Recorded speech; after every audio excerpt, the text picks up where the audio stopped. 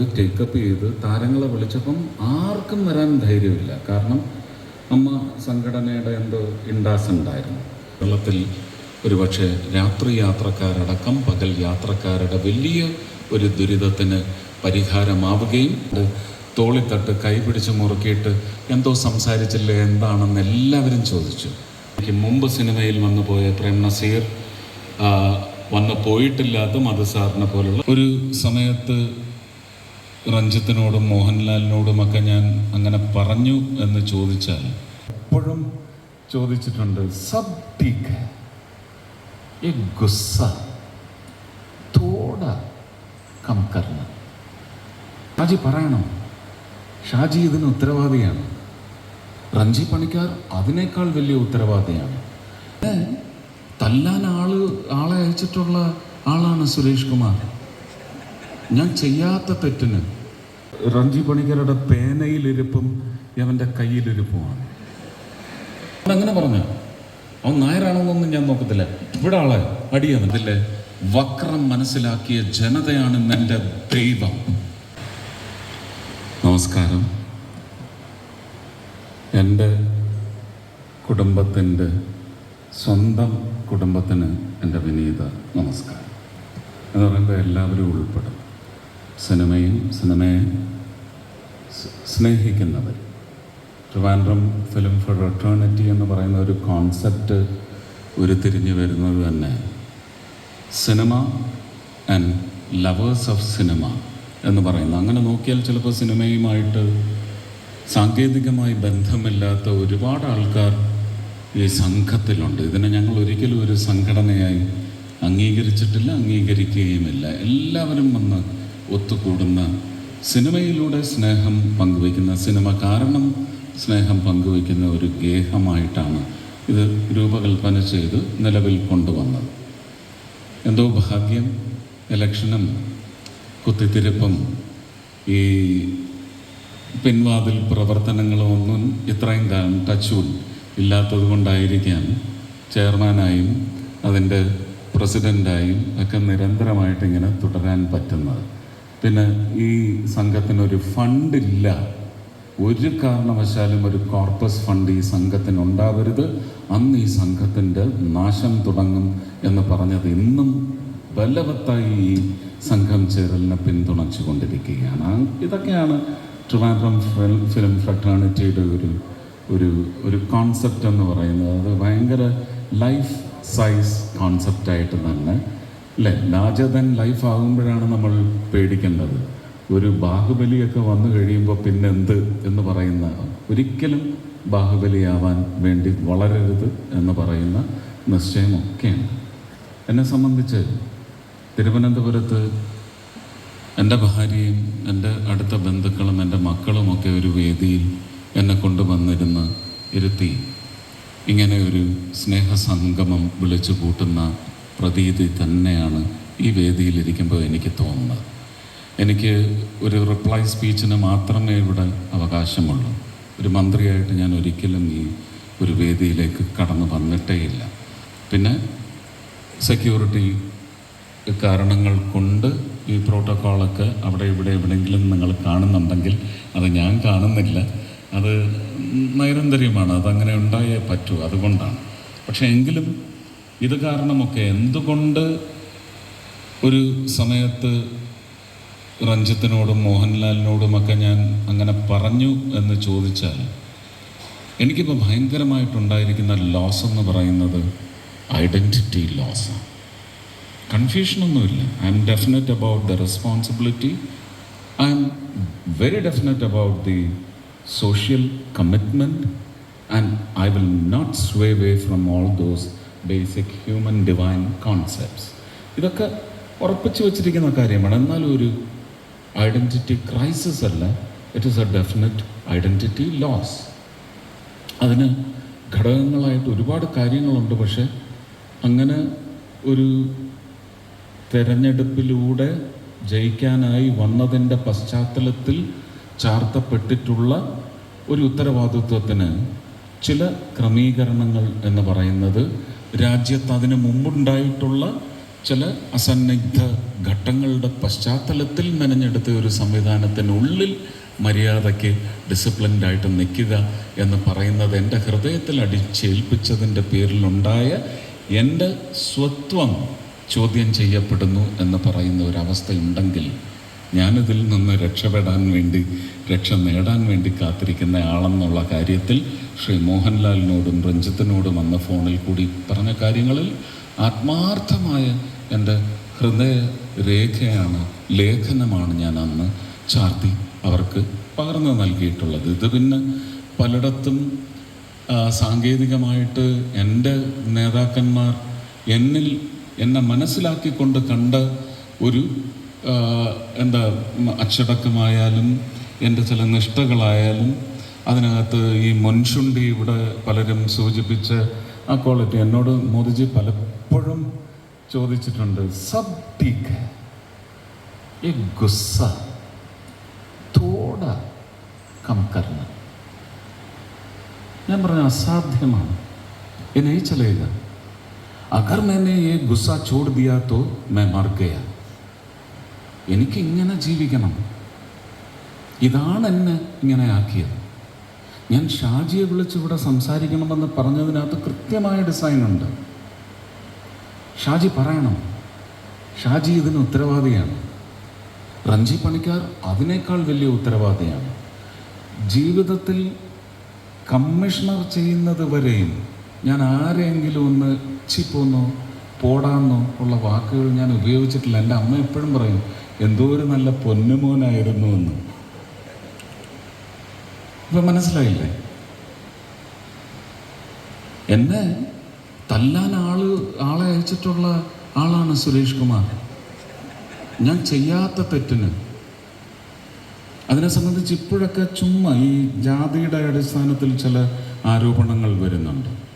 എന്തോ റഹ്മാൻ്റെ തല്ല് കൊള്ളാൻ ഞാൻ പറ്റില്ല എന്ന് പറഞ്ഞു. എൻ്റെ തല്ല് കൊള്ളാൻ പറ്റത്തില്ല എന്ന് പറഞ്ഞവരുടെ തല്ലല്ല, അവരുടെ കൂടെ സ്ക്രീൻ സ്പേസ് ഷെയർ ചെയ്യാൻ എനിക്ക് ബുദ്ധിമുട്ടാണ്. അത് ഇനിയും അങ്ങനെ തന്നെയാണ്. അത് മാത്രമാണ് അന്നുണ്ടായത്.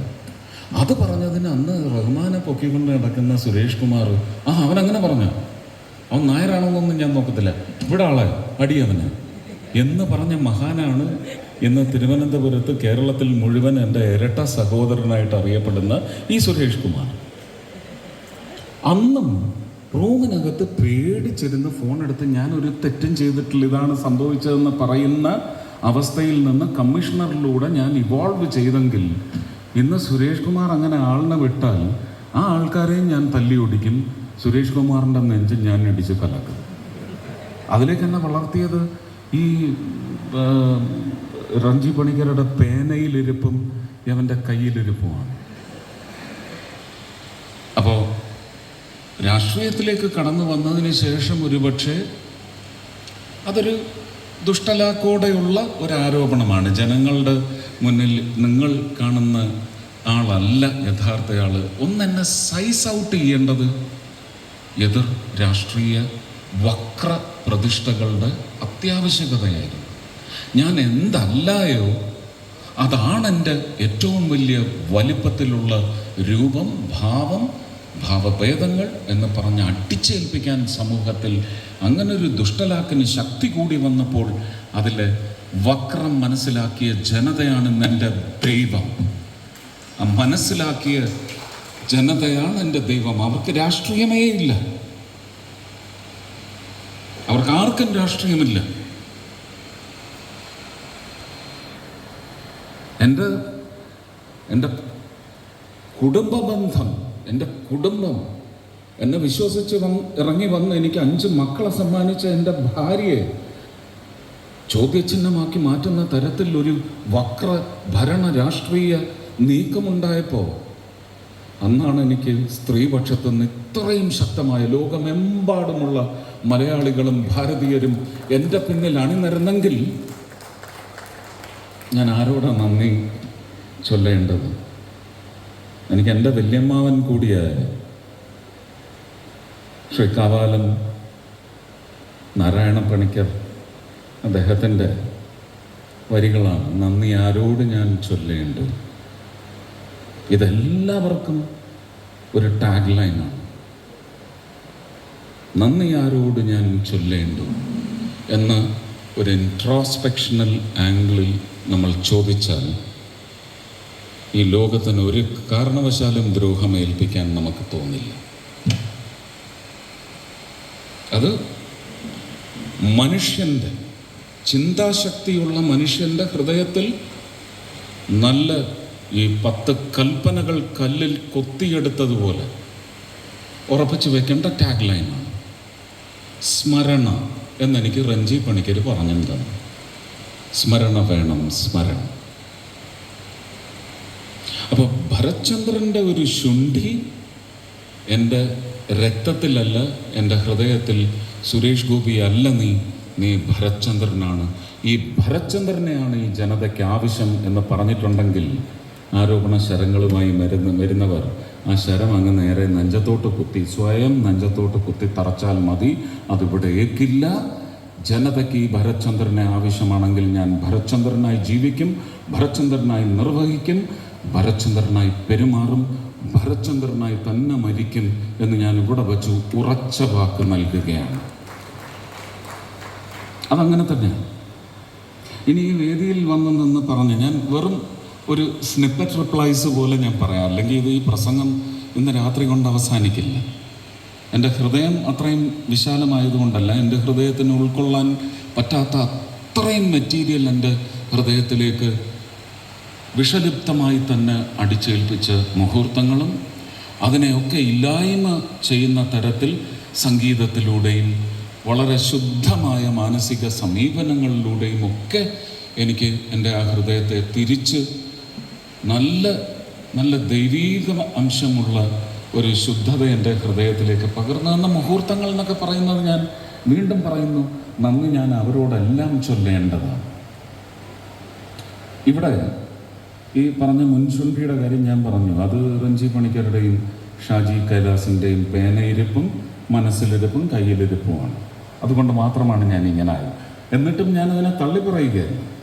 ഷാജി ഇവിടെ വന്ന് സംസാരിക്കുമ്പോൾ സെറ്റിലൊക്കെ അവൻ കാണിക്കുന്ന ഒരു അക്രമിയുണ്ട് സംവിധായകൻ. അതിൻ്റെ ഒരു ശതമാനം പോലും ഈ മൈക്കിൻ്റെ മുമ്പിൽ ഞാൻ കണ്ടില്ല.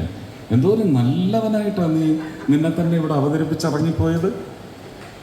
കമ്മീഷണറുടെ ഭരത്ചന്ദ്രനേക്കാൾ ചടുലനാണ്, അതിനേക്കാൾ അക്രമിയാണ് ഈ ഷാജി കൈലാസ്. അതാ സെറ്റ് വന്ന് ഈ ഒരു പിരിച്ചുകയറ്റും ഒക്കെ കൂടെ കണ്ടു കഴിഞ്ഞാൽ, അനുഭവിച്ചാൽ മാത്രമേ നിങ്ങൾക്ക് മനസ്സിലാവൂ. ഷാജി സാറിനെ ഞാൻ അറിയുന്നത് എൻ്റെ 1 മുതൽ 0 വരെ ആ കാലഘട്ടത്തിലാണ്.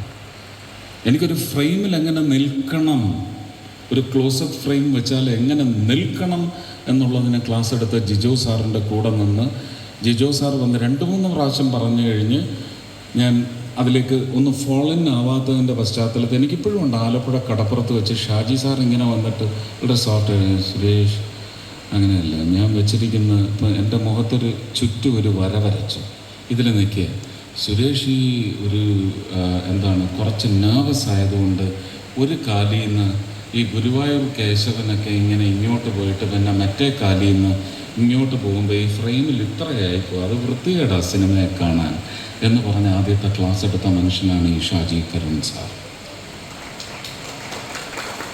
അന്ന് ആ കടപ്പുറത്ത് വീശിയ മഴ പെയ്യും എന്ന് പറയുന്ന അവസ്ഥയിലുള്ള ഒരു നനുത്ത കാറ്റ് പോലും എനിക്കിപ്പോഴും ഓർമ്മയുണ്ട്.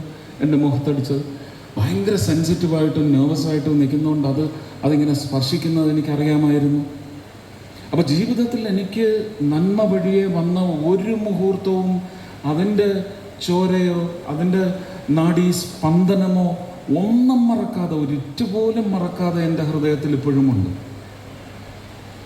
ഒരു വ്യക്തി ഇവോൾവായി ഓരോ നിമിഷവും ഇവോൾവ് ചെയ്തു വരുന്നതിൻ്റെ പശ്ചാത്തലം എന്ന് പറയുന്നത് തീർച്ചയായിട്ടും ഈ ഹൃദയഘടന. ഇതൊരു സന്ദേശമൊന്നുമല്ല, ഞാനിങ്ങനെയാണ് ഇങ്ങനെയായത് എന്ന് പറയുന്നത് അനുകരിക്കേണ്ടവർക്ക് അനുകരിക്കാം. ഞാൻ ഒരിക്കലും എൻ്റെ ഹൃദയത്തിൽ വന്ന വികാരം അടിച്ചമർത്തിയിട്ടില്ല, മറച്ചു വച്ചിട്ടില്ല. ഇഷ്ടമില്ലാത്തത് അന്നേരം എന്ത് വെറുപ്പ് എനിക്ക് നേരെ വന്നാലും ഞാൻ തുറന്നു പറഞ്ഞിട്ടുണ്ട്.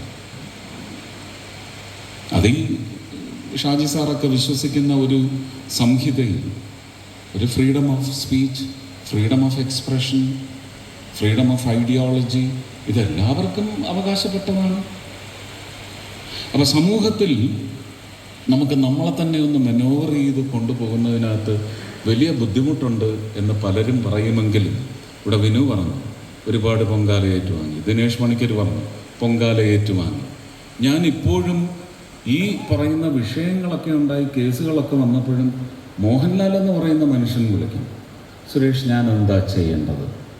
ഞാൻ തിരിച്ചു പറഞ്ഞിട്ടുള്ളത്, ഇനിയിപ്പം നിങ്ങൾ ഫോൺ ചെയ്ത് ചോദിച്ചോ എന്താ പറഞ്ഞാൽ, ഒന്നും ചെയ്യേണ്ടതില്ല, നിങ്ങൾ നിങ്ങളെ തന്നെ സംരക്ഷിച്ചു കൊള്ളുക. ഞാനൊരു കുഴിയിലാണ്, ഞാൻ കുഴിയിൽ നിന്ന് കയറി വരില്ല, റോക്കറ്റ് ഷൂട്ടിംഗ് പോലെ ഞാൻ വരും, നിങ്ങൾക്കതിന് ആയെന്ന് വരുത്തില്ല, നിങ്ങൾ ഈ കുഴിയിലോട്ട് ഇറങ്ങരുത് എന്ന് മാത്രമേ ഞാൻ പറഞ്ഞിട്ടുള്ളൂ. എൻ്റെ ഈ 2019 വന്ന താരങ്ങളോടടക്കം വന്നേക്കരുതെന്നേ പറഞ്ഞിട്ടുള്ളൂ. ഇപ്പോൾ പലരും കുറ്റം പറയുന്നുണ്ട്, അമ്മയിൽ പോയി എന്തോ ഒരു സ്നേഹം, ഇവരൊക്കെ എവിടെ പോയിരുന്നു ഇലക്ഷൻ പ്രചരണ കാലത്ത്? ഞാനാണ് വിലക്കിയത്. വന്ന് അവരൊക്കെ ഈ പൊങ്കാല ഏറ്റുവാങ്ങാൻ വേണ്ടി അവരൊരു പാപവും ചെയ്യുന്നില്ല. അവർ എന്താണോ എന്നെക്കുറിച്ച് മനസ്സിലാക്കിയത്, ആ മനസ്സിലാക്കിയത് ഒരു പൊതുജന സമൂഹത്തിന് ഇന്ന് ഒരുപക്ഷെ ഉഴലുന്ന, ഭരണത്തിൻ്റെ പേരിൽ ഉഴലുന്ന ഒരു വിഭാഗത്തിന് നന്മയിലേക്ക് ഒരു ട്രാൻസാക്ഷൻ നടത്താൻ പറ്റുന്ന ആളാണെന്ന് അവർ മനസ്സിലാക്കിയിട്ടുണ്ടെങ്കിൽ ആ മനസ്സിലാക്കൽ കൊണ്ട് ഈ പാവം ജനതയ്ക്കൊരു ഗുണമുണ്ടായിക്കോട്ടെ എന്ന് വിചാരിച്ചുകൊണ്ട് മാത്രം അവർ മുമ്പോട്ട് പറഞ്ഞ അഭിപ്രായ പ്രകടനങ്ങൾക്ക് അവരുടെ സിനിമാ ജീവിതം തകർത്ത് കളയുന്ന ഒരു സംവിധാനം മലയാള സിനിമയിലുണ്ടെങ്കിൽ അതിൻ്റെ ഒടുക്കം തുടങ്ങിക്കഴിഞ്ഞു. അത് ഒടുക്കിയിരിക്കും. ജീവത്യാഗം ചെയ്യേണ്ടി വന്നാലും ശരി തന്നെ അത് ഒടുക്കിയിരിക്കും. അത് ജന്മസമരമാണ്. അതെന്തിൻ്റെ അടിസ്ഥാനത്തിലായി? ഇതൊന്നും ഒരു മന്ത്രിയായിട്ട് ഞാൻ സംസാരിക്കുന്നതല്ല. സിനിമയിൽ നിന്ന് ഒരുപാട് ചവിട്ടും കുത്തും ഏറ്റുവാങ്ങിയ ഒരു അച്ഛൻ്റെയും അമ്മയുടെയും മകൻ പിന്നെ ഉത്തരവാദിത്വത്തോടെ നിന്നെ ഞാൻ സംരക്ഷിച്ചു കൊള്ളാമെന്ന് പറഞ്ഞ് ജീവിതത്തിലേക്ക് വിളിച്ചു കൊണ്ടുവന്ന ഒരു സ്ത്രീയുടെയും അവളെനിക്ക് തന്ന മക്കളുടെയും ഉത്തരവാദിത്വം എന്ന് പറയുന്നത് എനിക്ക് വളരെ വലുതാണ്. ആ അച്ഛനായും മകനായുമായ ഞാൻ നിങ്ങളുടെ മുന്നിൽ ഇങ്ങനെയുള്ള വേദനകൾ പറയുന്നു. ഇത് വേദന എന്ന് പറയുന്നത് ബൈബിളിൽ പറയുന്നു പർഗറ്ററി, PURGATORY. പർഗറ്ററി എന്ന് പറയുന്നത് ചുട്ട് പഴുപ്പിച്ച പൈപ്പിലൂടെ, ഇരുമ്പ് പൈപ്പിലൂടെ ആത്മാവിനെ കടത്തിവിട്ട് അതിങ്ങനെ ധൂളായി പൊടിഞ്ഞ് ചിതറി അവസാനം ഇതിൻ്റെ മൗത്തിലൂടെ ഒരു തണുത്തല്ല കുളിര് പൂരിപ്പിക്കുന്ന ഒരു വാട്ടർ സ്ട്രീമിലേക്ക് കൊണ്ടുവന്നങ്ങ് ഗഷ് ചെയ്തിട്ട് കൊടുക്കും. അവിടെ നിന്ന് ഇത് മുഴുവൻ ഒത്തുചേർന്ന് സുഖം, സൗഖ്യം, സന്തോഷം, ആനന്ദം, എക്സ്റ്റസി ഇതൊക്കെ അനുഭവിക്കുന്ന ഒരു ആത്മാവായിട്ട് രൂപം പ്രാപിച്ച് പൊന്തി വരുന്നു. ഞാൻ എൻ്റെ ഈ യാതനകളെല്ലാം ഒരു പെർഗറ്റോറിയൽ പ്രോസസ്സായിട്ട് മാത്രമേ ഞാൻ കണ്ടിട്ടുള്ളൂ. ഞാനിന്ന് അതിൻ്റെ ആനന്ദം അനുഭവിച്ചു കൊണ്ടിരിക്കുകയാണ്. ആ ആനന്ദം എനിക്ക് കൊണ്ടുപോകാനൊക്കത്തില്ല ഒറ്റയ്ക്ക്. നിങ്ങളെല്ലാം അതിൻ്റെ ഭാഗഭാക്കാണെങ്കിൽ തീർച്ചയായിട്ടും അതിൻ്റെ പങ്കുവയ്ക്കുന്ന എൻ്റെ സഹോദരങ്ങളുമാവണം എന്നുള്ളത് എൻ്റെ ശാഠ്യം തന്നെയാണ്. നേരത്തെ പറഞ്ഞ ശുണ്ഠി കലർന്ന ശാഠ്യം തന്നെയാണ്. അതങ്ങനെ തന്നെയാവും. ഈ സുരേഷ് കുമാറിനിട്ടൊരു പണി കൊടുക്കാനുണ്ട്. അമേരിക്കയിൽ പ്രേം നസീർ സാറിനെയും കൊണ്ടുപോയി. കൂടെ ഉണ്ടായിരുന്ന അദ്ദേഹത്തിൻ്റെ സഹധർമ്മിണിയാണ്, കാമുകിയാണ്, കല്യാണം കഴിഞ്ഞിട്ടില്ല. അപ്പോൾ അവിടെ വെച്ചൊരു അറിയാമല്ലോ എന്തിൻ്റെ പേരിലായിരിക്കുമെന്ന്, മദ്യപിച്ചെത്തിയ ഒരു പറ്റ ആൾക്കാർ എന്തോ ചെയ്യാൻ ഒരു കരപ്രയോഗത്തിന് മുതിർന്നപ്പോൾ അത് നടന്നു. പക്ഷെ അതിൻ്റെ ദേഷ്യം തീർക്കാൻ കാമുകൻ്റെ വികാരം ഉണർന്നു. ആരെയോ തല്ലി. അമേരിക്കയാണെന്നുള്ളത് ഓർത്തില്ല. അവിടെ ഉള്ളവരെല്ലാം കൂടെ കാറിൽ ചേസ് ചെയ്ത് നസീർ സാർ ഇരിക്കുന്ന കാറിനകത്താണ് ഈ ഗൂണ്ട ഇരിക്കുന്നത്. തെരുവിലിട്ട് വളഞ്ഞു പിടിച്ച് അവിടുത്തെ മരത്തിൻ്റെയൊക്കെ ചില്ലയൊടിച്ച് തല്ലാൻ വന്നപ്പോൾ അവിടെ വെച്ച് സുരേഷ് കുമാർ ഒരു വാക്ക് പറഞ്ഞു, തല്ലിക്കോ, തല്ല് കൊള്ളും, പക്ഷെ ഇതോടെ കേട്ടിട്ട് തല്ലണം. നിങ്ങളിപ്പം തല്ലും, ഞാൻ കൊള്ളും. പക്ഷേ തിരുവല്ലയിലും ചെങ്ങന്നൂരിലുമുള്ള നിൻ്റെ വീട്ടുകാരൊക്കെ ഇതേ തല്ല് നാളെ RSSകാരെടുത്തുനിന്ന് കൊല്ലും എന്ന് വിളിച്ചു പറഞ്ഞ ഒരു കലാകാരനാണ് ഈ ഇരിക്കുന്നത്. ഇത് കഥയായി കേട്ട് ഞാൻ കോരിത്തരിച്ചിട്ടുണ്ട്. അസത്യമാണെങ്കിൽ ഇപ്പം പറയണം, മൈക്കുണ്ട്. ഇത് സത്യത്തിൽ എൻ്റെ മിനിസ്റ്റീരിയൽ ലൈഫിൽ ഇന്നലെ രാത്രി വർക്കായി. ഞാൻ പക്ഷേ അത്രയും രൂക്ഷം ഒരു മന്ത്രിക്കൊന്നും അങ്ങനെ വിചാരിക്കാനേ ഒക്കത്തില്ല. ഞാൻ വിചാരിച്ചില്ല. ഒരു രാജ്യത്ത് ഒരു ചെറുപ്പക്കാരൻ മരിക്കുന്നു.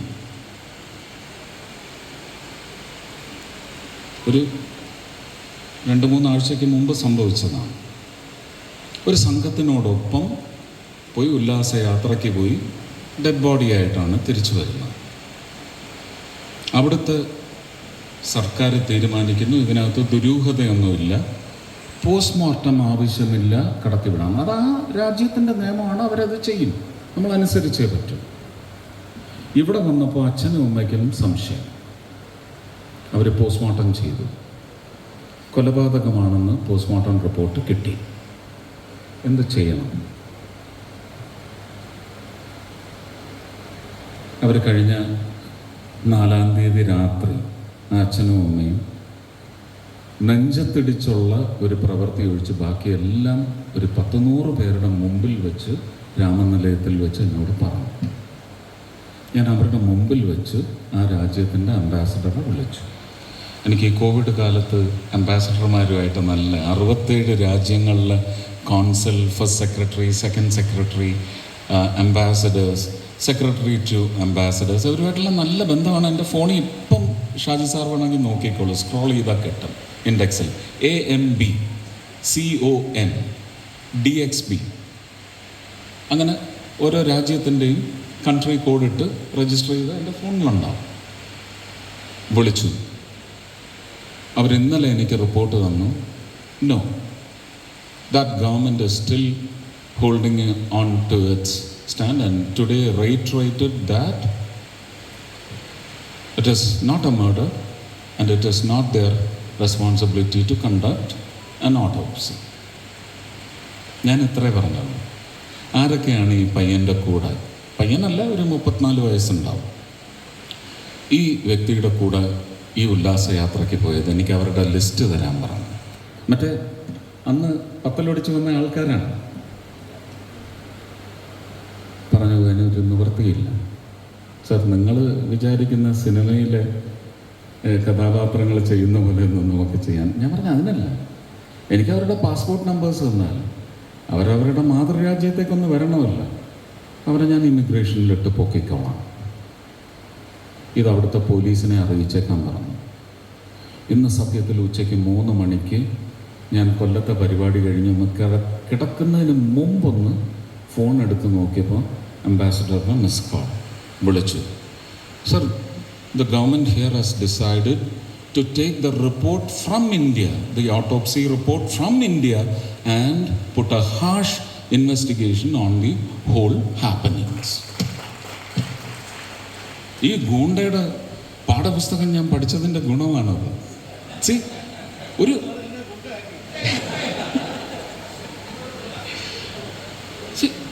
നമുക്കത് പ്രൊഡക്ടിവിറ്റി എന്ന് പറയുന്നതിന് പാഠങ്ങൾ ജനാധിപത്യ സംവിധാനത്തിൽ നമുക്ക് അംഗീകരിക്കാൻ പറ്റുന്ന ചില പാഠങ്ങളായിരിക്കില്ല, പക്ഷെ അതിൻ്റെ അംശങ്ങൾ നമുക്കെടുക്കാം. ഞാൻ ഉടനെ ഇവിടുത്തെ അവരുടെ വീട്ടുകാരെ തല്ലുമെന്നൊന്നും പറഞ്ഞില്ല. അപ്പോൾ ഇങ്ങനെയൊക്കെയുള്ള കാര്യങ്ങളുണ്ട്. ഞാൻ പണി കൊടുക്കാനാണ് ശ്രമിച്ചതെങ്കിലും ആ കയ്യടി സുരേഷ് കുമാറിനാണ് പോയിരിക്കുന്നതെന്ന് എനിക്ക് നന്നായിട്ട് അറിയാം. ഈ കാർഗിൽ ഷോയെ സംബന്ധിച്ചും ഇത് തന്നെയാണ് ഉണ്ടായത്. ശ്രീമതി ശാരദാ മുരളീധരൻ ആ കാര്യങ്ങൾ ഒരുമിച്ചങ്ങ് ചെയ്യുന്നുണ്ട്. അപ്പോൾ അന്ന് ഒരു വളരെ തിക്തമായ അനുഭവം ഉണ്ടായതിൻ്റെ പശ്ചാത്തലത്തിൽ ശ്രീമതി ശാരദാ മുരളീധരൻ വിളിച്ച് നയനാർ സാറ് പറഞ്ഞു, എന്നാൽ പിന്നെ സുരേഷ് ഗോപിനെ ഒന്ന് വിളിച്ച് നോക്കുമെന്ന് പറഞ്ഞ പശ്ചാത്തലത്തിലാണ് വിളിക്കുന്നത്. ഞാൻ അപ്പം തന്നെ ആ അമ്മയുടെ ഓഫീസിൽ ചെന്നു. വഞ്ചിയൂരായിരുന്നു അന്ന് കളക്ടറേറ്റ്. അവിടെ ചെന്ന് സംസാരിച്ചു. അപ്പോഴത്തേക്കും സേനൻ ചേട്ടൻ വന്നു. അത് കഴിഞ്ഞ് ഞാൻ വന്നത് ടേക്കപ്പ് ചെയ്ത് താരങ്ങളെ വിളിച്ചപ്പം ആർക്കും വരാൻ ധൈര്യമില്ല. കാരണം അമ്മ സംഘടനയുടെ എന്തോ ഇൻഡാസ് ഉണ്ടായിരുന്നു. ഞാൻ തമിഴിൽ നിന്ന് ചെമ്പു അടക്കമുള്ള ആൾക്കാരെ മുഴുവൻ വിളിച്ച് വരണമെന്ന് പറഞ്ഞ് എന്നെ സഹായിച്ചത് ഖുഷ്ബു, റോജ, അതുപോലെ തന്നെ കലാമാസ്റ്റർ, ഇവരെല്ലാം കൂടെ ചേർന്നൊരു സംഘവുമായിട്ട് അവിടെ നിന്ന് വന്നു. കാരണം ഞാൻ അവരുടെ തമിഴ് ഷോയ്ക്ക് അവിടെ ചെന്ന് ഒരു കലക്കി വന്നതാണ്. ആ നന്ദി സൂചകമായിട്ട് അവരിവിടെ വന്ന് ചെയ്യുന്നു എന്നറിഞ്ഞതോടുകൂടി എല്ലാ താരങ്ങളും ഓടിയെത്തി. അന്ന് മഹാനായ ഒരു മന്ത്രി എനിക്കെതിരായിട്ട് ഇവിടെ സെക്രട്ടേറിയറ്റിന് മുമ്പിൽ പോസ്റ്റർ ഒട്ടിച്ചത് കെ ജയകുമാർ IAS-ൻ്റെ അനിയൻ ശ്രീകുട്ടനോട് ചോദിച്ചാൽ അതിൻ്റെ കഥകൾ പറയും. അപ്പോൾ അന്നേ തുടങ്ങിയതാണ് ഈ. എന്തായാലും സംഭവിച്ചതെല്ലാം നല്ലതിനാണ്. ഇനി സംഭവിക്കാനിരിക്കുന്നതെല്ലാം നല്ലതിനാവണേ എന്ന് പറയുന്ന ഒറ്റ പ്രാർത്ഥനയാണ്. ടൂറിസത്തിൻ്റെ ഭാഗമായിട്ട് ഇവിടെ പ്രേംകുമാർ ആവശ്യപ്പെട്ട കാര്യങ്ങളല്ല. ഇതൊരു സ്റ്റേറ്റ് സബ്ജക്റ്റാണ് ടൂറിസം, പെട്രോളിയം അല്ല. പെട്രോളിയത്തിൽ നമുക്കൊരു ഡ്രൈവോടുകൂടി മുമ്പോട്ട് പോകാൻ ചെയ്യാവുന്ന, ഇന്ന് പെട്രോളിയം സെക്ടറിൽ, റീറ്റെയിൽ സെക്ടറിൽ ആവശ്യപ്പെടുന്ന ഒരുപാട് കാര്യങ്ങളുണ്ട്. അതിനെ സംബന്ധിച്ച് ബ്രീഫിംഗ് കംപ്ലീറ്റ് ചെയ്തു. ഇനി ടെക്നിക്കൽ അണ്ടർസ്റ്റാൻഡിംഗ് ആണ് വേണ്ടത്. Navigation, have more of crude oil, indigenous crude oil.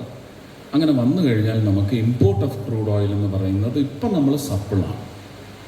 നമുക്ക് എന്ത് സന്നിഗ്ധ ഘട്ടമുണ്ടായാലും നമുക്കൊരു 10-80 ദിവസം ഇന്ത്യ മുഴുവൻ ഓടിക്കാനുള്ള ഒരു ക്രൂഡ് ഓയിലിൻ്റെ, പ്രോസസ്ഡ് ഓയിലിൻ്റെ ശേഖരം നമ്മുടെ കയ്യിലുണ്ട്. അപ്പോൾ ഇതൊരു സേഫ്റ്റി ബെഞ്ച് മാർക്സാണ്.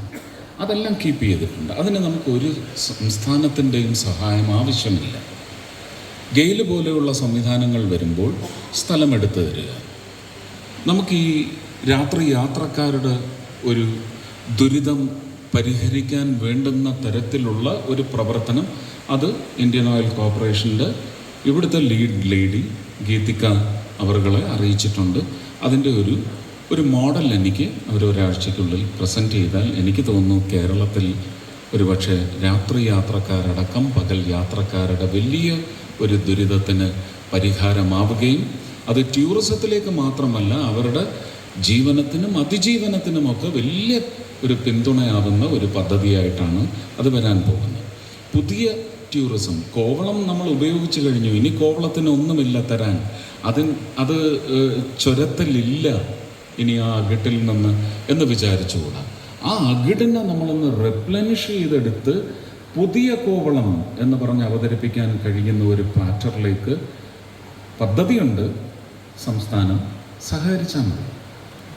വലിയ സഹായം ഉണ്ടായില്ലെങ്കിലും സഹായിച്ചില്ലെങ്കിലും പിന്തുണച്ചില്ലെങ്കിലും കുഴപ്പമില്ല. എതിർവാദങ്ങൾ ഉന്നയിച്ച് ഹേർഡിൽസ് സൃഷ്ടിക്കാതിരുന്നാൽ മാത്രം മതി. ഇതൊക്കെ നേരത്തെ ആകാമായിരുന്നു എന്ന് തന്നെയാണ് എനിക്ക് തോന്നുന്നത്. ആരും മോശക്കാരില്ല. പക്ഷേ മോശത്തിലേക്ക് വഴിതിരിക്കപ്പെടുന്നതിന് രാഷ്ട്രീയം കാരണമാവരുത്. കാരണം രാഷ്ട്രീയക്കാരൻ്റെ പേരിൽ നിങ്ങൾക്ക് നിങ്ങളുടെ വീട്ടിലിരിക്കാം, നിങ്ങളുടെ സ്വന്തം കാറിൽ സഞ്ചരിക്കാം, നിങ്ങൾക്കിഷ്ടമുള്ളതെല്ലാം ചെയ്യാം. പക്ഷേ ആ രാഷ്ട്രീയം നിങ്ങൾക്ക് നേടിത്തരുന്ന സ്ഥാനമാനങ്ങളിലിരുന്നു കൊണ്ട് രാഷ്ട്രീയം, പ്രത്യയശാസ്ത്രം ചിന്തിക്കാനുള്ള അവകാശം നിങ്ങൾക്കില്ല.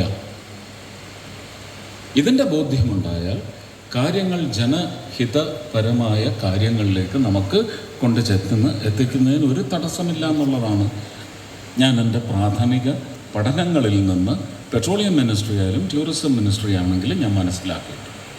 അപ്പോൾ അതിനൊക്കെ മുന്നേറ്റമുണ്ടാവും.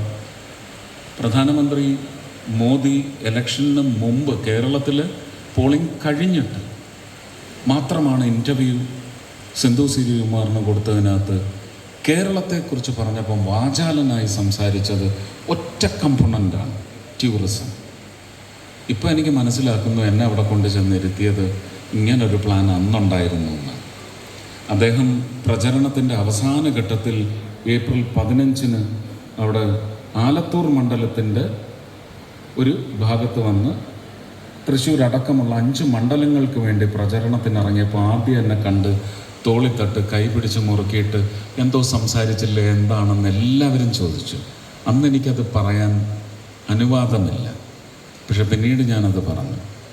സോ आप पार्लियामेंट में होंगे, I am sure, I know you are coming to parliament എന്നത് പറഞ്ഞതും ഈ ടൂറിസം കേരള എന്ന് പറയുന്ന ഒരു സ്കേപ്പിനെ കുറിച്ചും ഇത്രയും വാചാലതയും ഞാൻ കൂട്ടി വായിച്ചപ്പോഴാണ് പലപ്പോഴും ഇതിൽ നിന്നെല്ലാം റിലീവ്ഡ് ആവണമെന്ന് എനിക്ക് തോന്നിയിട്ടും എനിക്കതിന് പറ്റാത്തത് അതുകൊണ്ടാണ്. ആ പ്രധാനമന്ത്രിയുടെ ആർജവം, അദ്ദേഹത്തിൻ്റെ ഒരു ഡിസൈനിനെ തകർക്കുന്ന തരത്തിൽ ഞാൻ വഴിതിരിക്കപ്പെട്ടു പോകരുത് എന്ന് പറയുന്ന പ്രാർത്ഥന മാത്രമാണ് എൻ്റെ ഈ സ്വന്തം കുടുംബത്തിൽ നിന്നും, ഈ കുടുംബത്തെ ആദരിക്കുന്ന വിവിധ മേഖലകളിൽ പെടുന്ന, വിവിധ രാഷ്ട്രീയ വിശ്വാസങ്ങളിൽ പെടുന്ന, വിവിധ മതവിശ്വാസങ്ങളിൽ പെടുന്ന എല്ലാവരും ഈ ഒരു സംഗമത്തിൽ എല്ലാ അംശങ്ങളെയും ആദരിക്കുന്നുണ്ട്, അവരെ അംഗീകരിക്കുന്നുണ്ടെങ്കിൽ അവരുടെ എല്ലാം പ്രാർത്ഥന എനിക്കുണ്ടായാൽ എൻ്റെ ഈ പദവി കൊണ്ട് എനിക്ക് ഒട്ടുമേ ഗുണമുണ്ടാവരുത്. അത് മുഴുവൻ എൻ്റെ പ്രിയ മലയാളികൾക്ക് ഖ്യാതി നേടിക്കൊടുക്കുന്ന തരത്തിൽ ദേശീയ തലത്തിൽ തന്നെ വലിയ നന്മ പ്രവർത്തനം ഈ കസേരയിലിരുന്നു കൊണ്ട് ചെയ്യാനാവണേ എന്ന് പറയുന്ന നിരന്തരമായ പ്രാർത്ഥന മാത്രമുണ്ടായാൽ മതി. Nothing is wrought by prayer. ഷേക്സ്പിയറിൻ്റെ വാചകമാണ്. WROUGHT. Nothing is wrought by prayer. പ്രാർത്ഥന പ്രതീക്ഷിച്ചുകൊണ്ട്, ആ പ്രതീക്ഷിച്ചുകൊണ്ടിരിക്കുന്ന പ്രാർത്ഥനയ്ക്ക് വേണ്ടി നന്ദി അറിയിച്ചുകൊണ്ട് എല്ലാ മഹാനുഭാവന്മാരെയും, എനിക്ക് മുമ്പ് സിനിമയിൽ വന്നു പോയ പ്രേം നസീർ, വന്നു പോയിട്ടില്ലാത്ത മധുസാറിനെ പോലുള്ള സത്യൻ മാഷ്, കുതിരവട്ടം പപ്പു, ബഹദൂർ ഖാൻ, അങ്ങനെയുള്ള ഒരുപാട് ജയേട്ടൻ കലാകാരന്മാരുണ്ട്. എൻ്റെ ഹൃദയത്തിന് എപ്പോഴും പുഷ്ടി പകർന്നു തന്ന ഗായകരുണ്ട്, സംഗീത വിഭാഗങ്ങളുണ്ട്. അത് ശാസ്ത്രീയമായാലും ഇന്ന് എൻ്റെ വീട്ടിൽ എൻ്റെ കൂടെ കിടന്നുറങ്ങുന്ന സ്ത്രീ എന്ന നിലയ്ക്ക് എനിക്ക് ആ സംഗീതത്തിൻ്റെ ഒരു സ്ഫുരണം തന്ന ഒരു ദൈവിക മുഹൂർത്തങ്ങളുണ്ട്. സഹശയനം കൊണ്ടെന്നാണ് തിക്കൃഷി അപ്പൂപ്പൻ പറയുന്നത്. അപ്പൂപ്പൻ ഉപയോഗിക്കുമ്പം വേറെ ചില ഭാഷാ പ്രയോഗങ്ങളൊക്കെ അതിനകത്ത് വരും, അത് സാറിനൊക്കെ അറിയാവുന്നതാണ്. അത് അങ്ങനെ തന്നെയാണ് അത് പറഞ്ഞത്. അപ്പോൾ ഇതെല്ലാം എൻ്റെ നിങ്ങളെന്ന് കാണുന്ന, നിങ്ങൾ സന്തോഷിക്കുന്നുണ്ടെങ്കിൽ എന്നിൽ അതിനുള്ള കാരണം എൻ്റെ വ്യക്തി എന്ന നിലയ്ക്ക് എനിക്ക് ആർജിച്ചെടുക്കാൻ കഴിഞ്ഞ ആ സമ്പുഷ്ടിയാണെങ്കിൽ ആ സമ്പുഷ്ടിക്ക് വളമായ എല്ലാ മഹാനുഭാവന്മാരെയും ഞാൻ പ്രണമിക്കുന്നു. നന്ദി, നമസ്കാരം.